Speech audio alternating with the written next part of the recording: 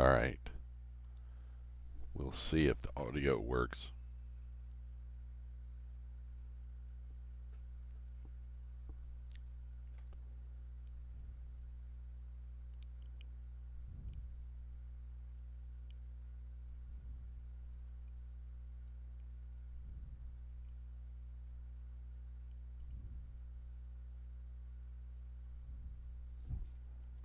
I'm not getting...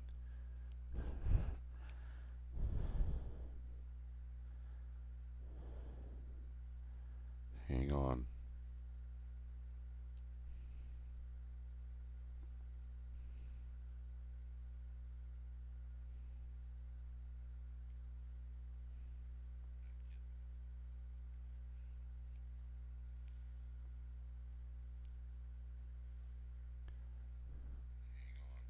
Alright, I think I got the audio.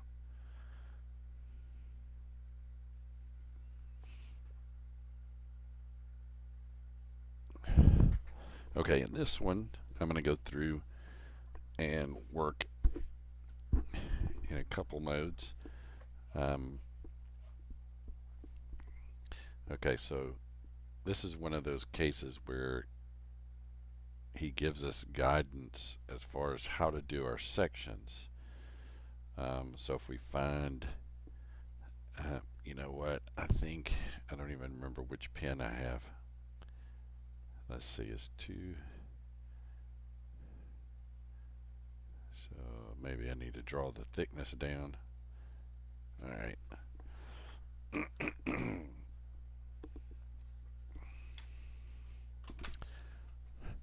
So if we're looking for ED, that's this member. EH, that's this one, and GH. So what he wants us to do is slice right there. If we slice right there, we can get the forces in all those 3 members. So I'm going to use the magic of this, the computer system here, and just apparently, I don't know if this comes up. It before came up with black edges. We'll see if that's the same thing here. Yeah, I'm going to do it again. Go back. This time I'll do it just like this. And what we'll do is we'll grab each end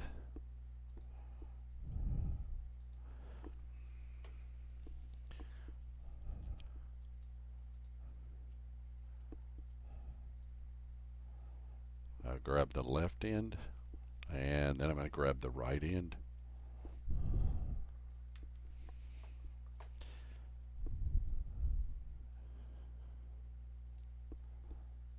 I'm going to go ahead and waste my time and do them each differently. But one of the first things I have to do is I have to notice something here.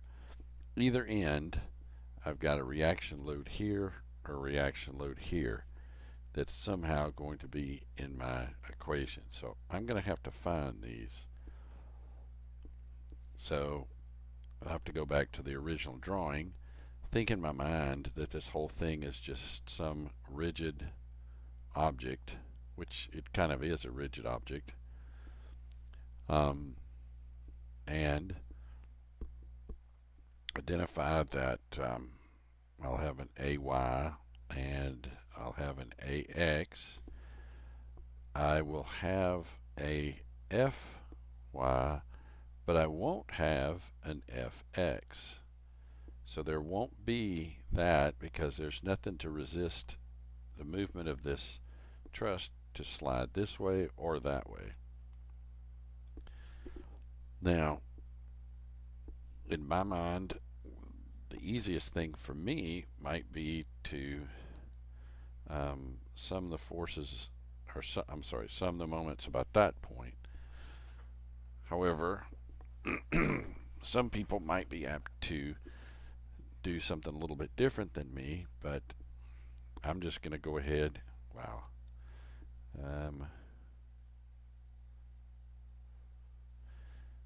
I'm going to go ahead and sum the moments about point A.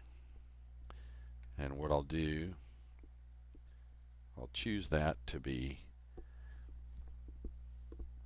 the direction that's positive. So I'll have this force, I'll have this force, that one, and this one, all creating a moment. So I've got a long list here to take care of. Since I'm doing it about A, I'm interested in whether the moment is producing, whether the force is producing a moment in this way or in this way. So luckily, we've eliminated this one because it doesn't produce a moment here about A, and that's just because of the geometry. So if you look at this thing, I'll start with the 40. So I'll start with the 40. I'm going to drop the K in and just use the number 40. Its distance, 1.5. Then I'm going to go up to my 30, and its distance is 3. I don't have to do anything with my 50 because it goes straight through the object. This one produces a positive in the positive direction here.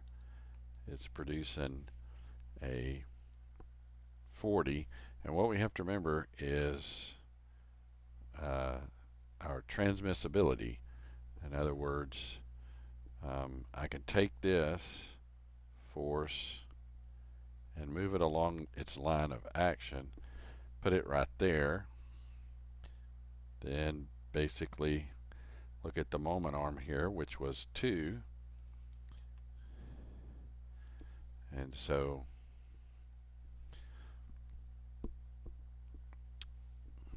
all of these could be done that way. And then finally fx, so that's 2 and 2 over, or 4 across here.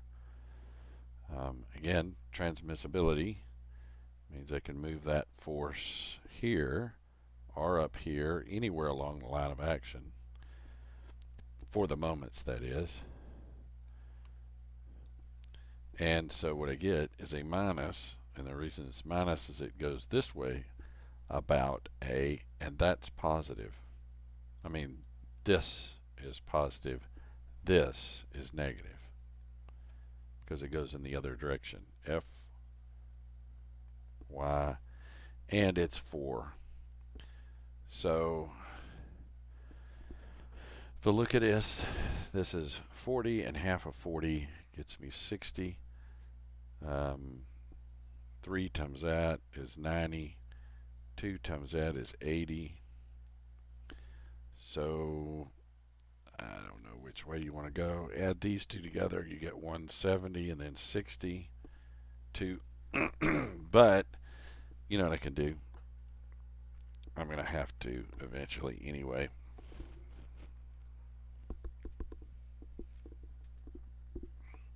So let me just go that route.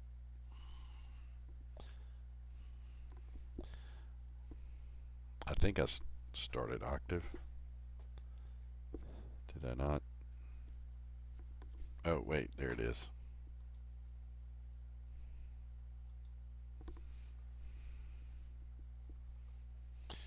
Okay.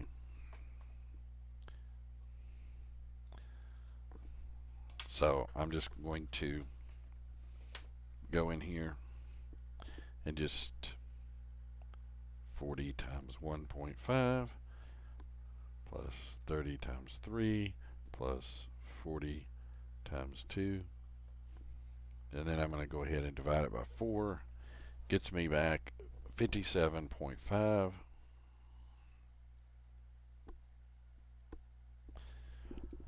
Now I just want to go back and double check, make sure I got that right. 40 times 40. Okay. So this means on my structure down here, I've got 57.5. Now, what I can do is work in off of this. So I know I have a load. I'm going to go ahead and just assume these directions. I'm going to assume them any particular way. I don't know the ratio of these and whether they'll create a force going to the right here or to the left, but this is Fe something, and I don't remember what the something was. D. This one is going to be Fe H, and this one's going to be FGH, because H will sit about right here.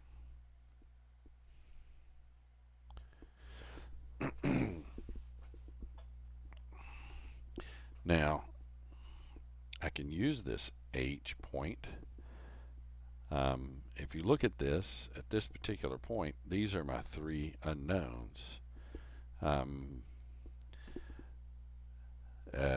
actually got enough locations here to sum the moments. My two target spots that I'm looking at for summing the moments is this one and this one. The reason being is because if I sum the moments here, this one nor this one create a moment about that. Only that one. Likewise, if I sum the moments about here, these two don't create a moment, and you're only left with that one. And so you can actually go through this and solve this equation kind of nicely.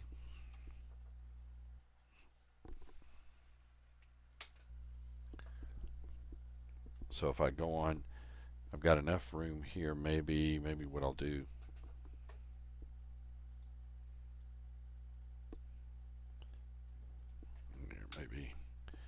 maybe I can just slide it out of the way.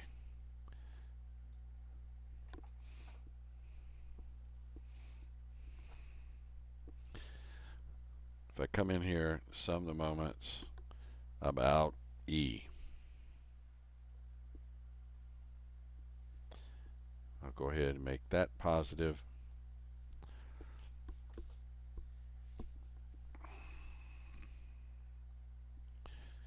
And what I'll do is if I'm summing the moments about E, this produces no moment, that one produces no moment.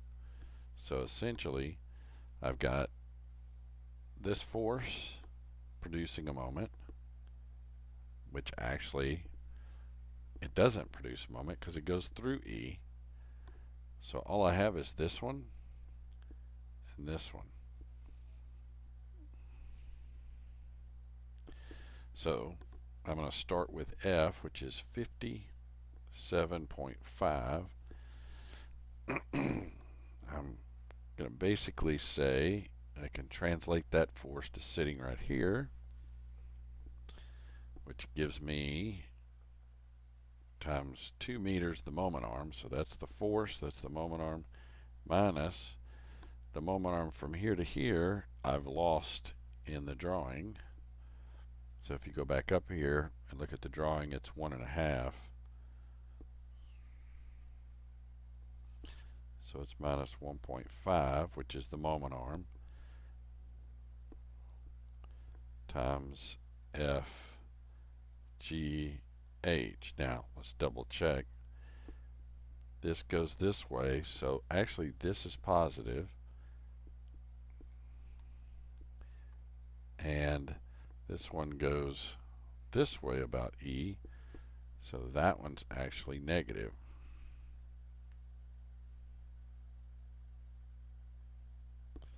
So I've done the opposite of what I've said. Let me fix that real quick. And what I get is FGH equaling to 57.5 by 2 divided by 1.5. So I can take that 57.5 times 2 divided by 1.5, 76 2/3.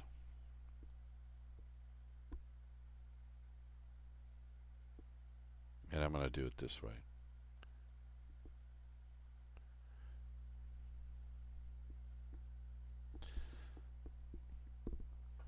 So now if I'm turning around,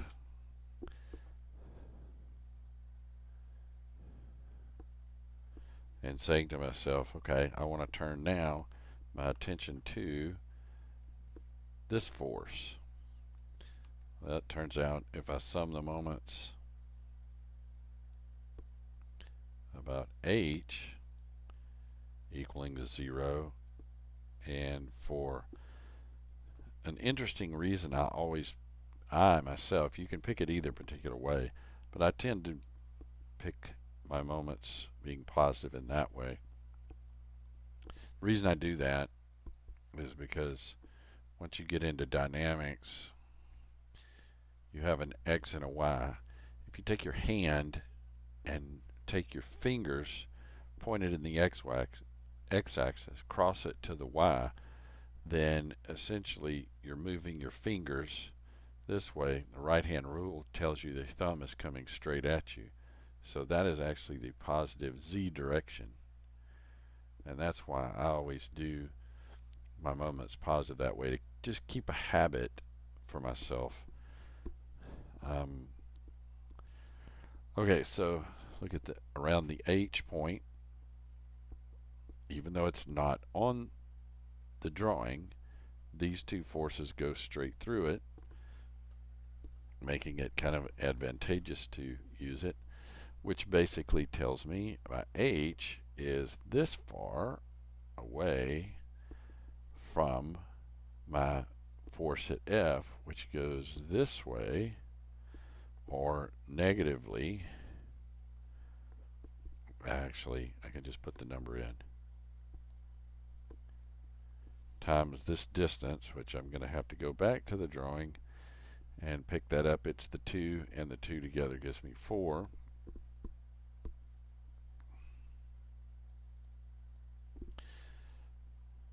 That takes care of that one. Then I have this one going around. This one's 2. This distance is 2. It is going actually in the positive direction, and it's 40 times 2. So in this particular case, I have this force producing a moment about h, and that force producing a moment about h, and the one that I don't know producing a moment about h. It is going in this way. So it's producing a moment in the negative direction, and it's fed,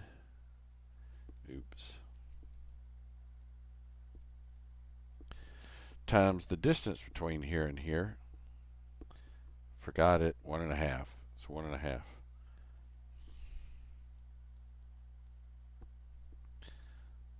So I can end up finding out what that force is by going in 57.5. Here, put the parentheses over, get ready to do this. 57.5 times 4, and got a minus sign in front of it. So what I'm going to do is 40 times 2 minus 57.5 times 4 divided by 1.5 gives me minus 100. So what does that mean? Well, a couple things you could do. One is you could just leave it as minus 100, or you could come back into your drawing and kind of do this.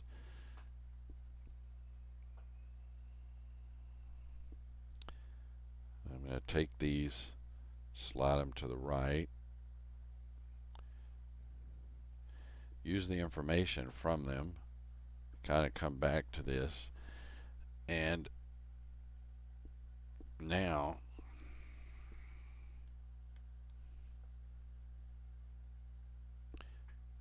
instead of the symbol on here and relating the symbol back to the equation, I just draw it with the actual force on there. The other one, 76 2/3.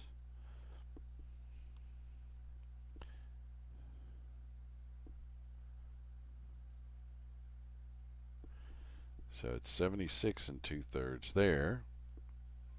Only thing I have left is this one. I can come up with it in two ways. I can actually go after it by summing the forces in the X, or summing the forces in the Y. If I sum the forces in the Y,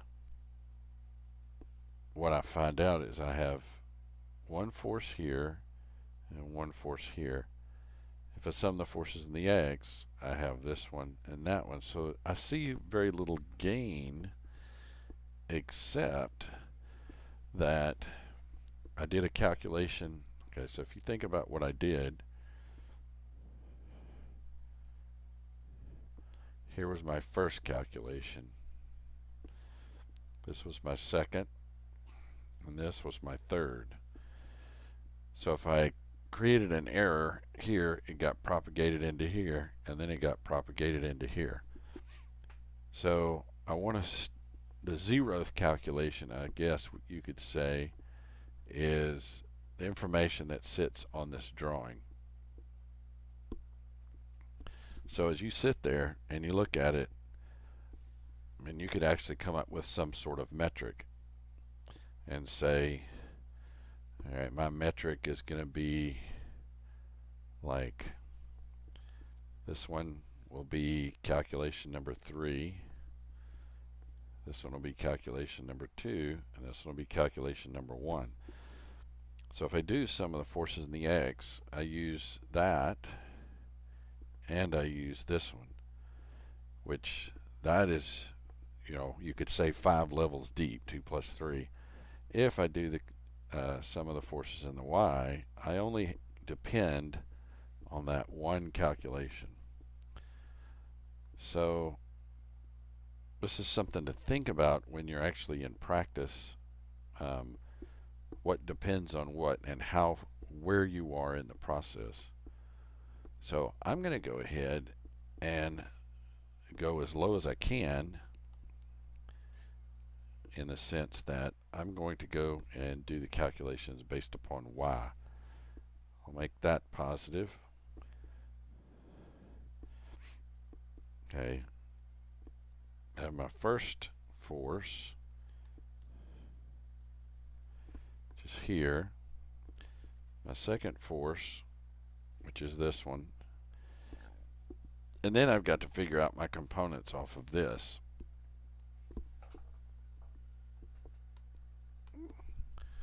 So if I run my components off of this, I've got to have its angle. So if you look at it, this looks like a multiply that number times 2 and that number times 2, and you get a 4 and a 3. So you divide that, and this distance is 2.5. So that member is 2.5 long from here to here. Okay, so actually, let's see, the 4. So what I'm saying is, oh,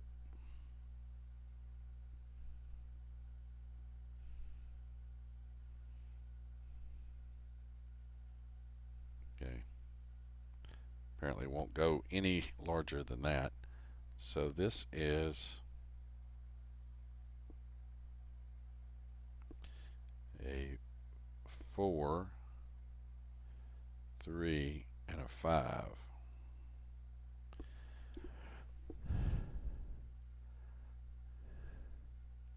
Make sure of that. Yes. So if you look at this, the way I've drawn it, the way I've assumed it, F, E, H, Straight down is 3. Across is 4. That's 5. So the F in the y direction going down is 3/5 of FEH. That all is equal to 0. So I guess I can take this, throw it on the other side. And I think I can do that in my head. 3/5 of FEH is equal to, okay, so if you subtract those, I think you get 17.5. So FEH is equal to, given the fact that maybe I didn't make a mistake, maybe I did, I don't know.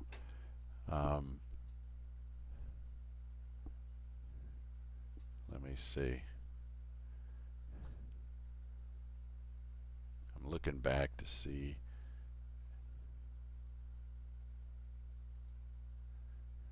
Okay. All right, so, oops, I don't know what happened here. I do know that if I want to calculate this as far as digits go,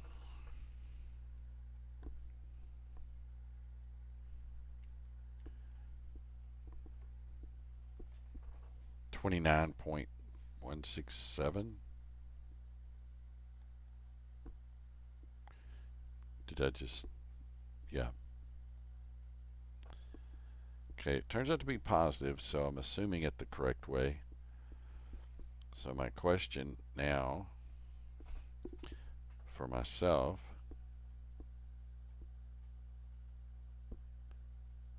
is, are these right? To answer that question, I am going to bounce to the back of the book. If I can do that, it may take me a minute to find out where that is. I think I have a large number of, let's see. Hang on a minute.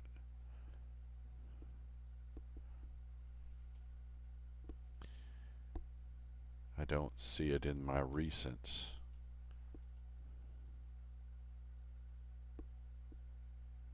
So this means I'm going to have to probably, no, I don't want to clear my recents. I'm going to go back. 6.28. I think I might be able to figure out where these files are.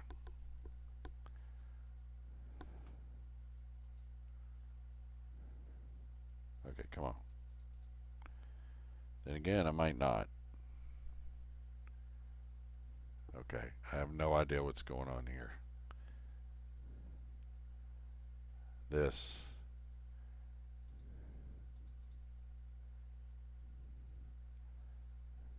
I think, oh, I think I just passed over it there.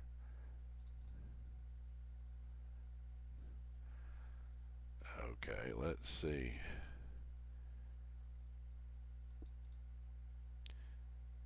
Oh no, I did not put it in the, let me go back.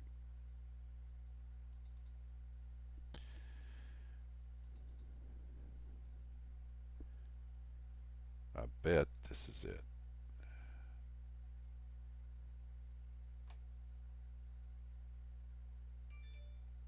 It's not fast.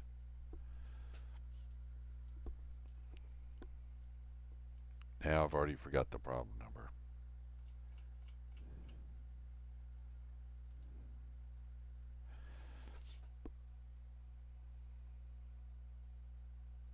Takes me more time to do this. 628 than it does to write the.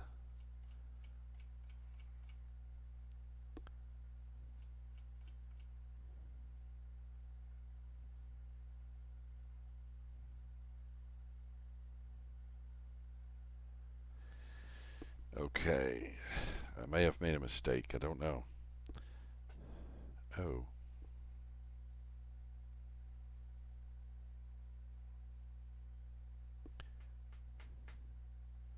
It doesn't have a solution back there. Well, we'll go on.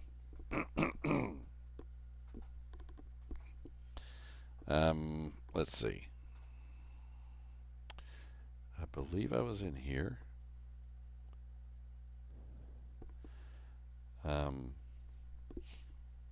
let's see if I can find something more interesting.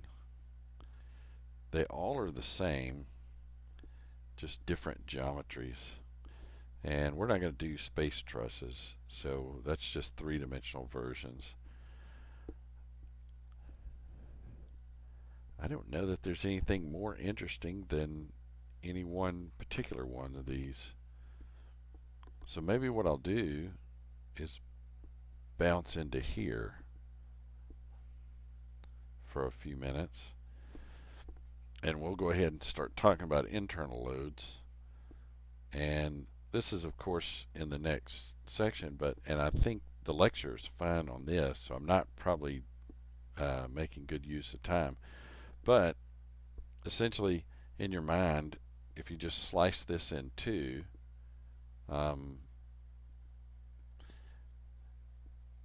and look at what needed to be done to hold it up, that's similar to what you were doing with the truss. In other words, when we replaced this force right here, this is the same thing that you could remove the ground now and replace the ground with this 57.5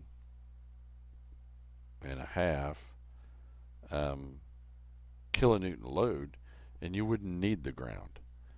So in essence, that's what's happening here. But this time, for example, if you slice this and look to your right, same thing that happened. You're slicing something, delete, and saying, okay, if I just stare at this, what forces do I need to put on it to make it so that it could sit perfectly still or static? In this particular case, I'm going to have to hold it vertical with the y component of that load and the y component of this load. I'm going to actually have to push on it this way, that the value of this, but I'm going to have to also have, in this case, I'm going to have to twist this end to hold it up, or put a moment here. And so the same concept is happening. You're deleting something, then you're replacing what you've deleted, not with a physical structure, but with a set of loads to hold it still. So if you look at this, you'll get deeper in here, and he's come up with what he calls a positive, what he considers positive. Okay, now it's kind of strange, but a positive normal force sort of makes sense. In other words, tension, this whole member is in tension, so it's a positive. This one's a little bit different. This one's positive shear. So what this is on the left face going up, on the right face going down. So you could look, and think about this in this way. In a shear, think about it like this. You've got an X and you've got a Y. So the face would be a positive X direction. So what would give you a positive shear? Okay, let me touch that one back. Now, this is a sign convention. So going down, this is considered to be a positive shear. So if you think about it, there's a direction of the shear and the direction of the normal of the face. If you look over here, the face is going in the negative X direction. This is going in the positive Y direction for the shear, that is. And so this is, if you think about it, these two, this is going in the negative Y. So think about it like this. You have an I and a J. Those are your base vectors. So you get a negative, positive, negative, positive. And that's just the sign convention. So over here, the positive moment is such that if you bend something in a positive moment, it'll hold water if it doesn't run off the edge. So just think about it like that. This is a negative moment. This deflection would be created by a positive moment. This deflection would be created by a negative moment. So those might not be that important quite yet, but when it comes to mechanics of materials, you'll see why it becomes very important. So you see in this example, all he's doing, same process has to take place. You don't know the support loads. So the first thing you got to do, you got to find them. Once he finds his support loads, it's the same thing with the truss. You found the support loads. Now you slice it in a way. You could be thinking about this as a method of sections. Okay, I went in, I sliced it just to the left of this. Okay, if I look, I can do this two ways. I can look to the left, or I can look to the right. What I'll end up with is two loads over here, an A, Y, and a DY. And those two loads will be such that they'll create they'll enforce some internal moments. But if you're slicing it to the left, all you're interested in is the information right here. If you're slicing it at B and taking a section at B at the right, you're going to have to include this one, this moment, and this. This is what he's doing here. He's decided at B that he wants to look to the left. He deleted the right. He replaced it with a set of loads. These are the internal loads, just like the internal load of the truss. Now you got to find them. You got three things to find. So what do? Some of the forces in the X, some of the forces in the Y, and some of the moments. And that's pretty much it. He has all this listed here. Okay, so he writes the same thing down again. Okay, so, but the key is you've taken the slice at B. If you slice it at C, you have moved past and to the right of that load. If you're at B, you're to the left of that load. Just not instantaneous, but differentially like a small delta on either side of that load. So he looks at segment AB. When he's doing that, he's looking at this drawing. When he's looking at segment AC, he's looking at this one. What does he do? Just like what we were talking about. He does this, this, and this one. What he found out is that's pretty easy. There is no horizontal load. This, not too surprising, this force has to offset that. Now over in here, this force has to offset both this one and that one. So you get a different value here than you get here. Not too surprisingly, the difference between these two becomes that load. When you sum the moments, okay, on this one, you only have an A. I wanted to say A, but the force at A times the distance, that gives you your moment.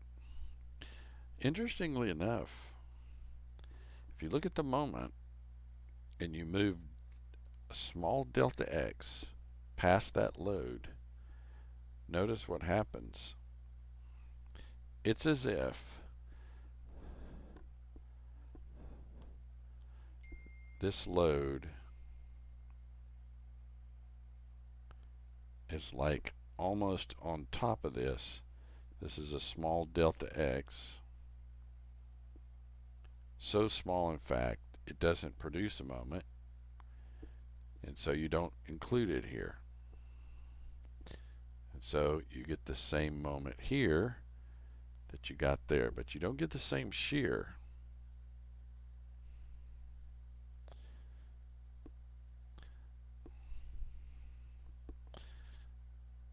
And I may go ahead and cut down, and we'll start working these problems on Monday. It's 11:40, so I may shut it down about 10 minutes early here. Um, and or maybe I can find a real quick 10-minute problem to work here. I don't like the preliminary. I like the F problems.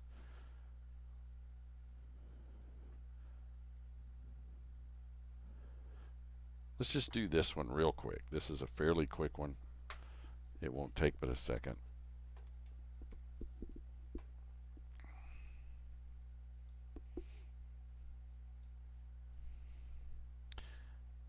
Head over here. I'll go ahead and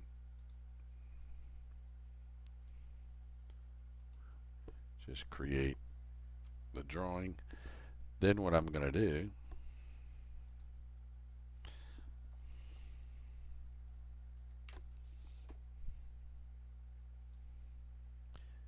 I'm going to go ahead and look at that and put it right under here, because in this particular case it's really not going to matter too much.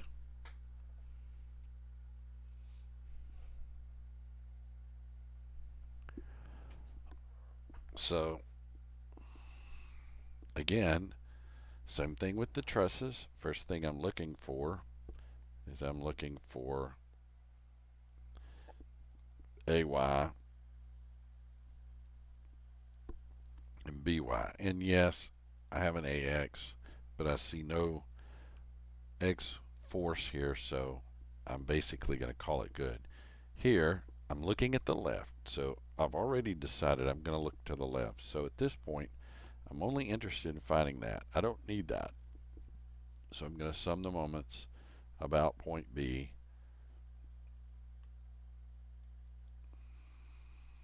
Go ahead and pick that positive. So what I get is a minus 15. Okay, hang on. Minus 15 times 1.5, then minus 10 at 4.5,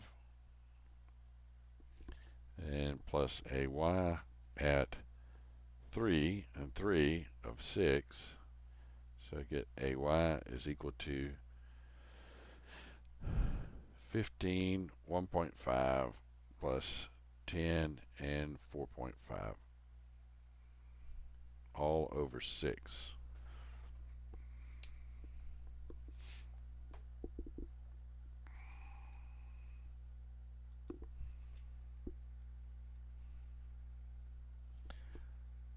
Plus, I don't know why.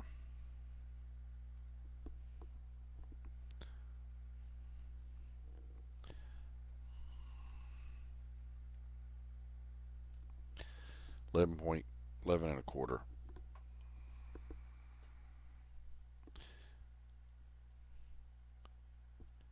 If I did that right, now you can check that real quick, but if I did it wrong, then so be it. I'm just going to keep going. So at this particular point, I have no normal force internally. I do, however, have a force that is going to be slightly downward there. And I'm betting I'm going to have a moment like this.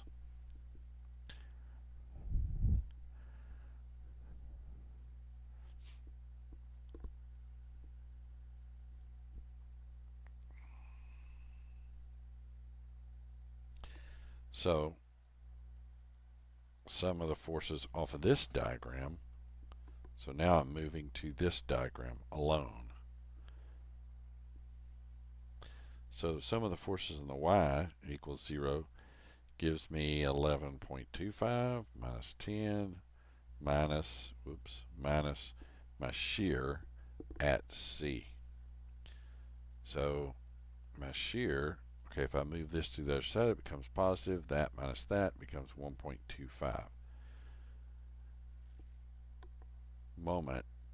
Now, the most common thing to do is just sum the moment about the point that you're interested in finding the moment at. Sum the moment at point C equaling 0. And what I end up with is my M at point C. And this one will be minus 10 times 1.5. And this one will be plus. Too many arrows. Plus 11.25 times 3. So since this is positive, I'm going to take this to the other side and say my moment at C is equal to 11.25 times 3 minus 10 times 1.5.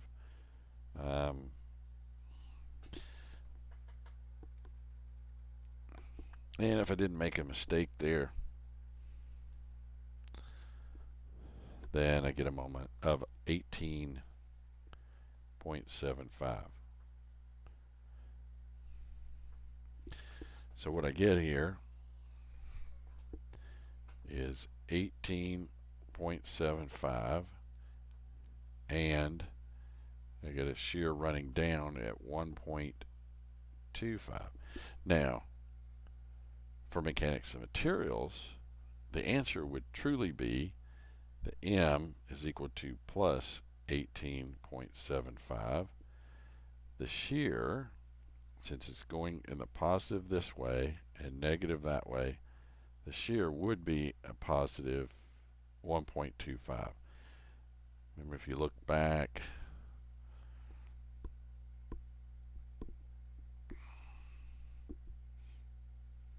the way his sign convention here is, and the shear is the only one that you have to think twice about. Just think positive x, negative y, or negative x, positive y. These two signs give you a minus. These two signs give you a minus. If they give you a minus, you got a positive. It sounds weird, but that's just the way it is. So at this point, I did make it to 1148, so I'm going to call it good.